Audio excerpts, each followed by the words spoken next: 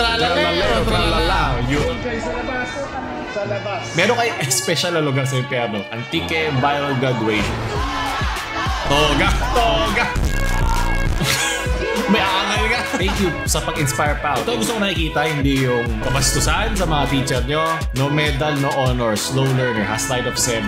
Kung sa'yo mga katsaro, ako pala si Paolo. At maglalaro tayo ngayon na ang sulot o sukot. Ngayong Holy Week, mag-iingat kayo sa mga pupuntahan nyo. Magnilay-nilay kayo, isipin nyo mga ginawa nyo sa buhay. At bumalik kayo ng hindi kasama ang kadiliman at kasamaan, kundi ang kakanseran at katangahan.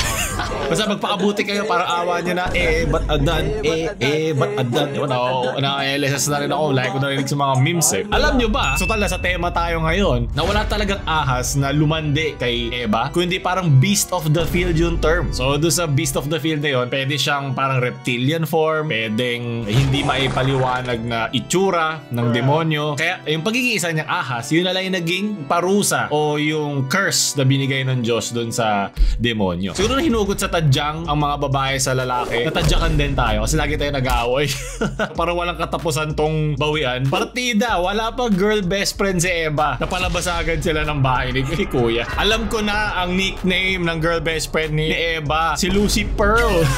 Wait lang, dami sinasabi, simulan na agad natin. Bigyan mo na ako ng score dyan. Atin agad simulan. So mainit talaga ngayon. Natorta na ang talong ni Adan.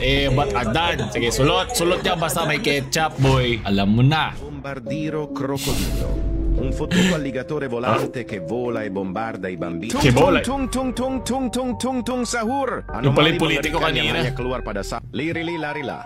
Elefante nel deserto che cammina. Naalala ko na naman yung sa dating video, yung may naglilinis ng dumi dun sa balyena. Mga AI ito. Merupakan anomali yang sangat menyeramkan. Ito na. Tralalero, tralala. Porco Dio e porco Allah. Tralalero, tralala. Yuta by tralala. Trulicina.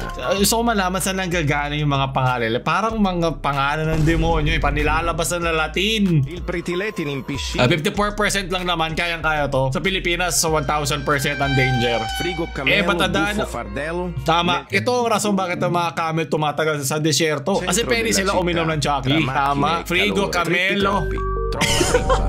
Pag-trip pa lang yung tropa-tropa mo, pag-tripan nyo lang. Hindi man lang katunog, gano'n ba namang iya yan? Slurpy, slurpuni. Iwasan nyo naman slurpy ni tropa ha. Sukot. Right? Basta biyaheng sosagon na nahuli na MTSB na nagpapalabas. Yung mga babae pa uwi, ang Holy Week. Ito na ba yung huli nyo gagawin bago kayo bumiyahe? Sukot. Kamusta kayo? Huwag mo nang dagdagan ang ating kasalanan, ha? Leche, huwag mo kausapin. Kausapin mo ang Diyos sa mga kasalanan mo. Bawal na magtinda. Doon kayo sa labas. Sa labas. Sa labas. Sa labas. Sa labas. Labas o hindi? Papalabas ko yan. Wala akong pakialam. Sige, labas. Hindi. Wala akong pakialam kung matagal na. Labas! Wala akong pakialam. Labas! Parang si Roderick Paulate. Parang nagpapalabas siya ng demonyo. Labas! Demonyo sa katawan ng Pilipino. Tapos lumabas na isa pang Pilipino. Ba't Adan? Wala akong pakialam. Labas! Wala akong... Labas! Sorry. Natatawa ko po siya sabi niya labas eh. Ito rin yung mga nag-share na mga not safe for work na mga memes, mga edgy na memes. Harap na gininto ang gate ng langit. Pasukin mo kami please. Labas! Nakita ko yung shinare mo. Ha? Nakita ko yung mga shinare mong edgy na content at mga brain rot. Labas! Lumabas ka. Salat. So nakita ko na dito yung update regarding daw dito na before daw yung mga taong nasa labas na yun ay napagsabihan na. At nagkainitan daw sila nung pare. Nasa tabi din daw yung simbahan na yun ang isang kondo. So marami mga taong lumalabas doon. Siguro iniiwasan nila na maging maingay yung sa loob, di ba? Yung syempre di naman lahat ng simbahan may malaking parang patio na mawawala yung sanctity at yung solemnity ng mga pupunta sa simbahan na yan. So pero sinabi naman nila na hindi nila kinukonsintiya ano mang klaseng galit na may papakita mo sa kapwa mo. Well, sabihin mo yan sa mga nag-road rage sa Pilipinas, lalo na sa loob ng bakuran mismo ng simbahan. So sinabi nila na hindi nasama yung unang parte ng video na pinagsabihan yung mga nagtitinda sa loob na talaga matigas ang ulo. Nakakatawa nga na kung dito pa lang hindi tayo nakikinig sa isa't isa, paano pa natin mapapakinggan ang nakatataas kung tayo ay nagbabatakan pababa. Ba't Adan? Okay. So dito, Kevin Lurk na lang sila kasi iniiwasan natin magkaroon ng maling representasyon ng isa't isa. Nakakatawa lang yung pagsabi niya ng labas doon. Yun lang naman yun. Sulot. Un costume change. Wait, nakakadating lang sa supplier eh. Flex ko lang. Hawak na mo merch. Bili na kayo hanggang mainit-init pa. Maubos agad yan. Antique viral graduation. Good morning. I want everything to be in order and its proper place. Wow. This activity, the graduation, should be in uniform and with your sublime. That's Nako, all. So please, if you are doing yung sublime naging sablay. rules of the law, paki. Because this will continue as in the authority prescribed. Yes, take off your tabla because it is not prescribed as your uniform for graduation. Okay? So uniform with your ribbons. So dito pinapatanggal nila. Pinag-uusapan to ng mga teachers at ng mga parang representatives, ng mga magulang ng mga batang yan. Kasi iba dyan nagrenta. Iba naman, tatanungin sila kung afford ba nila makabili or wag na lang para mas makakaginhawa ibang mga tao. So yung ganito pagtanggal, nakakabigla yan. Lalo sa espesyal na araw ng mga estudyante. Ito yung mga nakatoga. Ngayon, ang gusto ko lang malaman dito, kung mayroon na pag-usapan o may na-finalize. Sabi sa mga balita, hindi naman daw na-finalize yung kanilang pag-usapan kung ano yung talagang susuotin. Pero nasa yung humanity nun? Anong batas at anong kasamaan ang hayaan na lang silang suotin kung ano yung meron sila?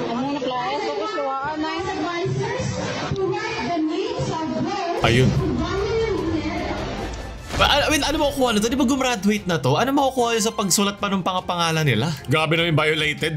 May sinusunod ata silang branding ba? O parang bagong Pilipinas nga. Nasaan ang pagkakaisa? Dito. Ito iba-iba.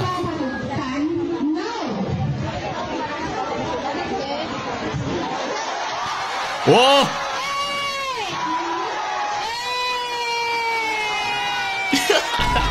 Okay lang yan, basta diba, kakausapin natin ang may respeto pa din. Tandaan nyo, ang respeto ay na-earn. So, ibigay lang natin yung karapat dapat. Di naman kailangan natin lumuhod sa kanila. Oh, idol! Hindi, di ba? Ibigay nyo lang yung nararapat sa tamang tao. Yung nararapat sa isang makataong usapan. Toga! Toga! Do not force me to do something that everybody will regret. Okay. Gusto ko yung accent ni principal eh. Take off the diploma that I signed in the diploma jacket because they will be getting that in the office. Oh. One by one. What? Ano?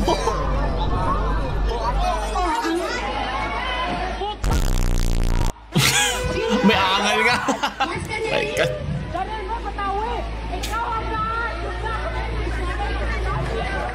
Gures, good luck. Over na to. Alam ko naiinis kayo pag may mga ganito na minsan hindi logical o rational yung pagpataw nila. Tapos iba, aangasan ka pa ng gano'n. Angal, di ba? Very unprofessional yon at hindi na yun kailangan. Ikaw nga yung nakatatanda, di ba? Ikaw nga yung may authority para i-conduct itong kanilang graduation. Bakit mo kailangan pa sabihin yun? Nainis na nga sila eh. Yuyurakan mo pa. Yun yung sinasabi ko sa inyo pagdating sa mga yung pagde-de-escalate na isang situation. Kasi di naman tayo nabubuhay sa mga points. Hindi tayo nabubuhay sa alam mo ba ilan yung nabarako? Alam mo ba ilan yung napanalo kong mga argumento? Alam niyo ba hindi yun? Ganon. Sa mga ganito pagkakataon, gusto natin lahat nagkakaisa. Nakalagay nga doon sa likod. Ang gusto natin dito ay makuha natin yung net good sa isang okasyon tulad nito na pinaghirapan ng mga estudyante yan at na eskwela na yan, na binayaran na pinaghirapan ng mga magulang nila. So yung ganito, diba? Nagiging parang clown show. Naiiba na yung direksyon no okasyon.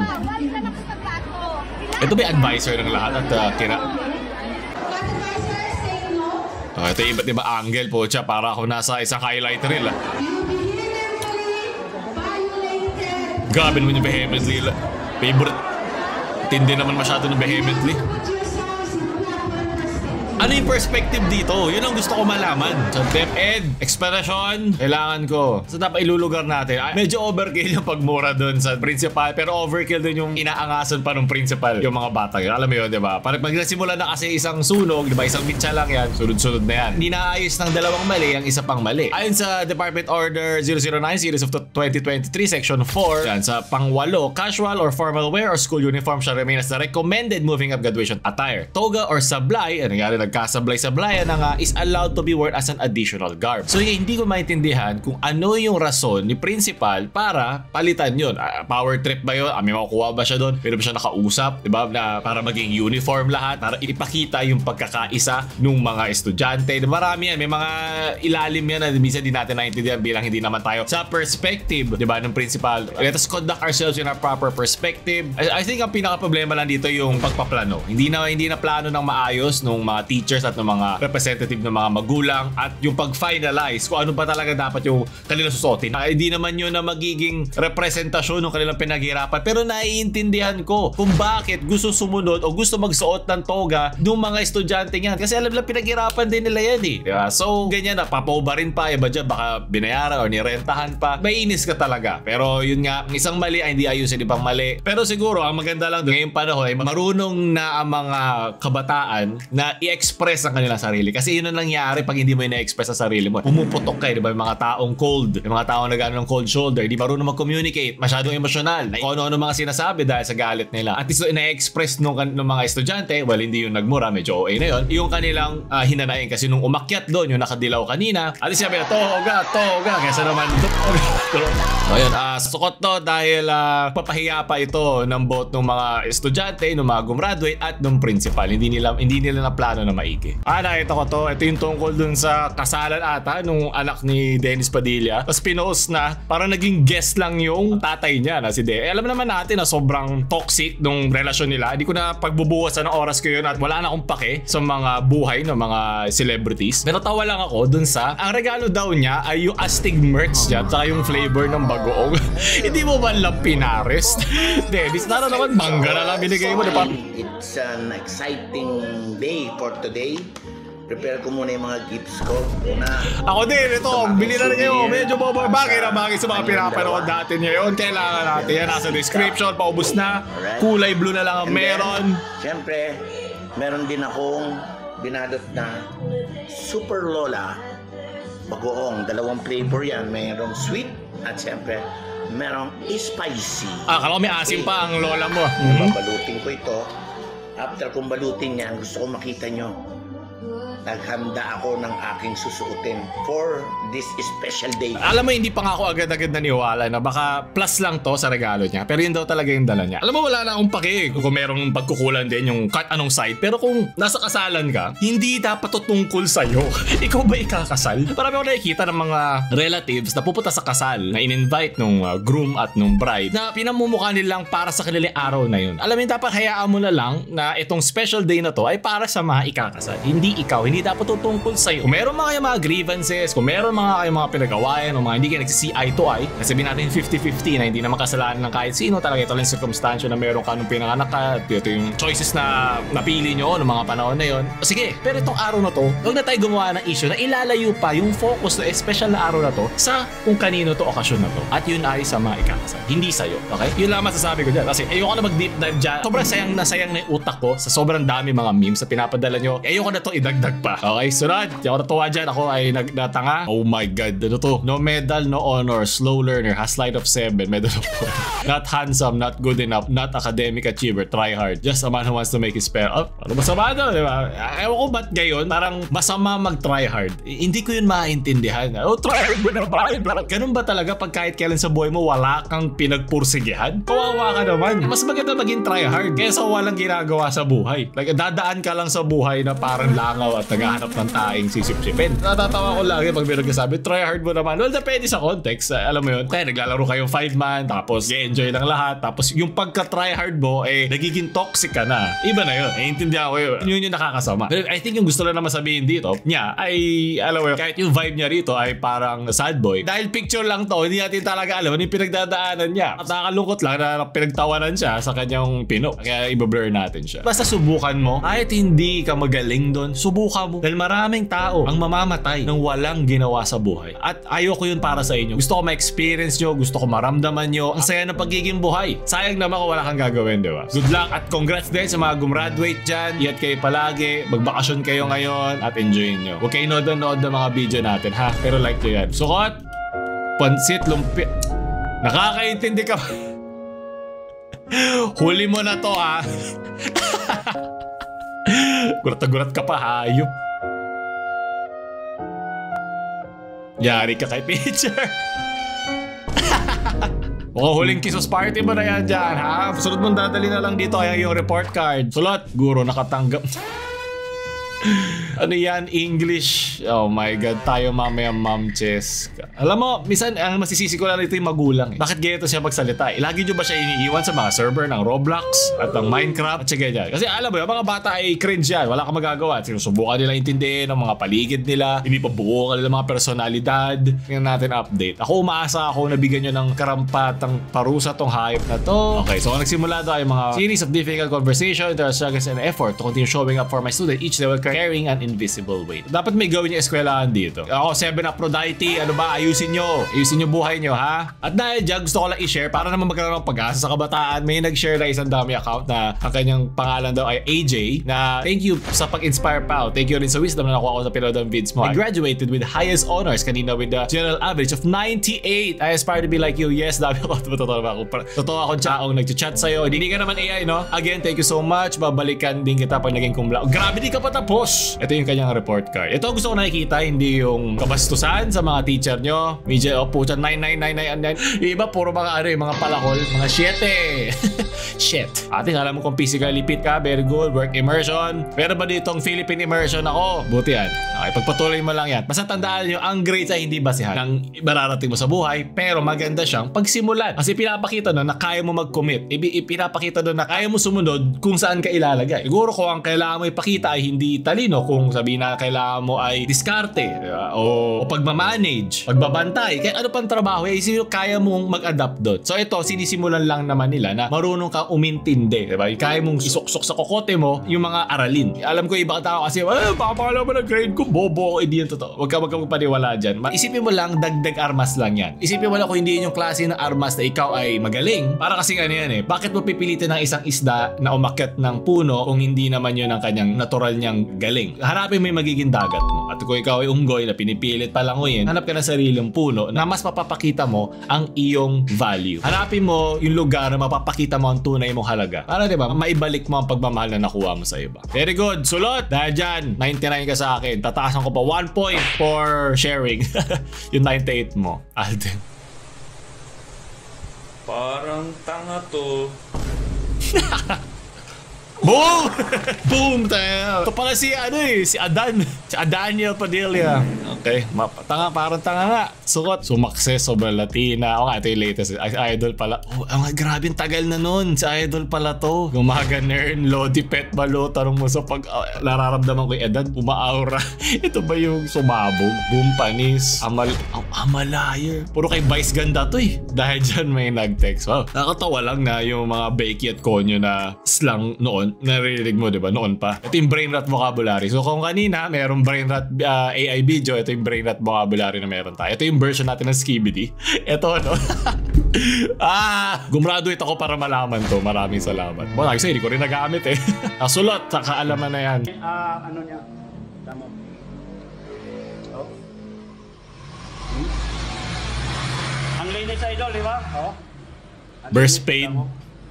Batoya. Alam mo ba yung reference na issue na nato ang ato finished product sa Color Blacks. Tanawa mga idol. Ilabas mo. Parang ganito rin ako sa GTA pag bagong labas. Dagdagan mo sa report card niya yan. Boom Barber Scott 99. Sulot. Yung mga papunta ngayon sa Holy Week para hanapin ang kanilang sarili. Magmuni-muni yan.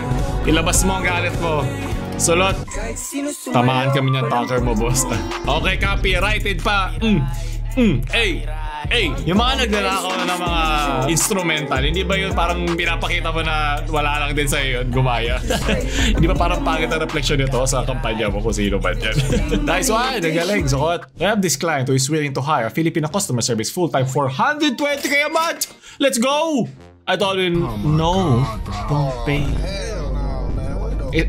Meron kayo special na lugar sa impyerno. Don't pay that much because you can actually pay up to 30k a month for CSR role. Guys, please don't demand too much for a sim. Bakit ka nangingilam? Hindi mo diskarte. Bakit? Ito talaga level nyo. So hadlang ka pa sa ginhawa ng iba.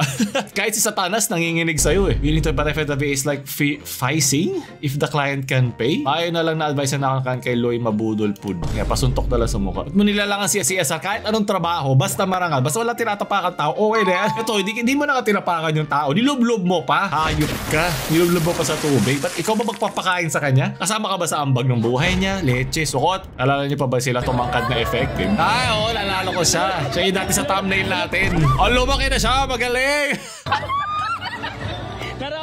Big boy na ako. Effective po ang pagtangkad. Ba't adan? Ba't adan? Ayun yung ahas yung may hawak ng cam. Sabi ko sana support pero hindi na eh. Sulot! Doon tatapos sa ating video. Maraming salamat sa mga nanood ngayon. Ingat kayo palagi. Huwag nyo kalimutan like, hindi magkakaroon ka ng kasalanan. At God bless. Paulo Labam, maalam.